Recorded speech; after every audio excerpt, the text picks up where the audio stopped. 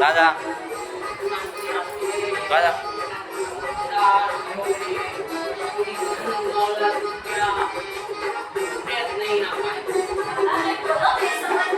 બોલો.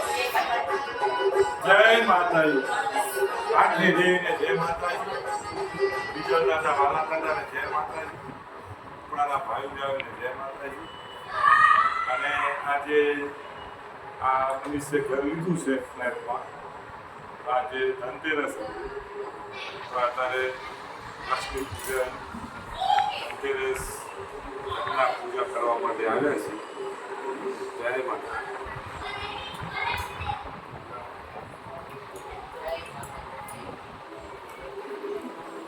જય માતાજી.